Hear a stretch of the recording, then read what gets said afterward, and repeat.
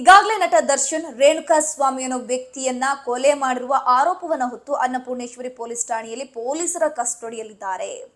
ಹೀಗಿರುವಾಗಲೇ ನಟ ದರ್ಶನ್ಗೆ ಇನ್ನೊಂದು ಪ್ರಕರಣ ಉರುಳಾಗುವಂತಹ ಸಾಧ್ಯತೆ ಇದೆ. ಯಾಕಂದ್ರೆ ಈ ಕಂಪ್ಲೇಂಟ್ ಕೆಲವು ತಿಂಗಳ ಹಿಂದೆ ಆಗಿತ್ತು, ಆದ್ರೆ ಯಾವುದೇ ರೀತಿಯ ವಿಚಾರ ಹೊರಗೆ ಬಂದಿರಲಿಲ್ಲ. ಏನಪ್ಪಾ ಅಂತಂದ್ರೆ ಕಾನೂನು ಬಾಹಿರವಾಗಿ ನಟ ದರ್ಶನ್ ಹಾಗೆ ನಟ ದರ್ಶನ್ರ ಪತ್ನಿ ವಿಜಯಲಕ್ಷ್ಮಿ ಇವರಿಬ್ರು ಕೂಡ ವಿಶೇಷ ಪ್ರಭೇದದ ಬಾತುಕೋಳಿಯನ್ನ ಸಾಕಿದ್ದಾರಂತೆ ಕಾನೂನು ಬಾಹಿರವಾಗಿ. ಇದನ್ನ ಅರಿತುಕೊಂಡಿರುವಂತಹ ಅರಣ್ಯ ಇಲಾಖೆಯ ಅಧಿಕಾರಿಗಳು ಇವರ ಮೇಲೆ ಎಫ್ಐಆರ್ ಅನ್ನು ದಾಖಲಿಸಿ 5 ಬಾರಿ ನೋಟಿಸ್ ಅನ್ನ ಕೊಟ್ಟಿದ್ರಂತೆ. ಆದ್ರೆ ಯಾವುದೇ ರೀತಿಯ ಪ್ರತಿಕ್ರಿಯೆ ದರ್ಶನ್ ಕಡೆಯಿಂದ ಬರಲಿಲ್ಲ.